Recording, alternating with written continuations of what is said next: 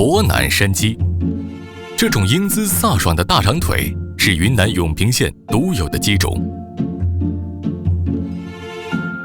常年在深山中野蛮生长，性格乖戾，警惕性高，身手敏捷，腿部肌肉爆发力极强。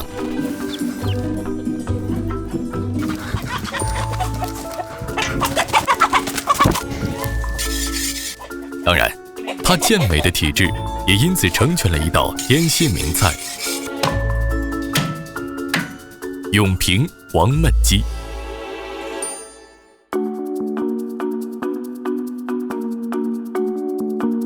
从当年永平段的茶马古道、320国道风行至今天的大宝高速出口，这道菜一直是老司机们身体的加油站。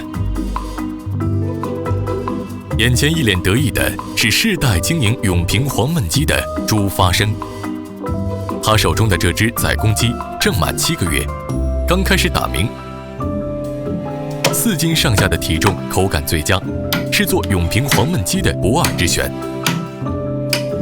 现吃现杀是做好黄焖鸡的基础，再杀好剁成小块，趁肉尚有余温，用料酒和盐码味腌制起来。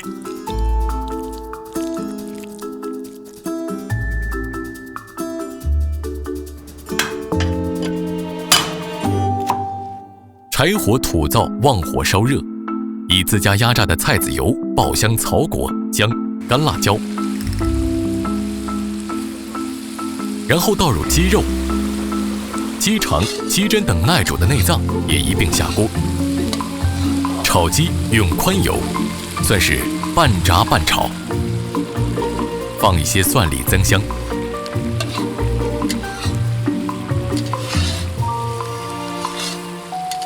待鸡肉吐出的水分收干，下入花椒，继续炒出香味。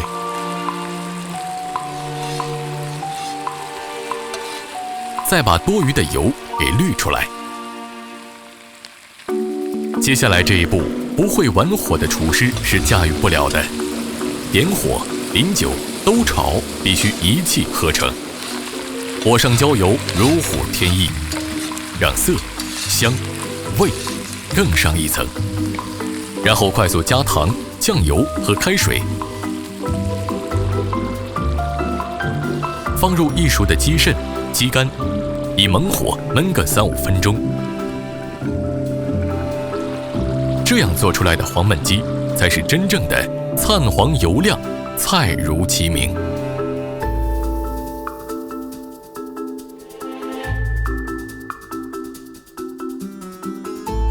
黄焖鸡一上桌，千万别轻吃，因为带皮连骨的部分最好吃，往往是要靠抢的。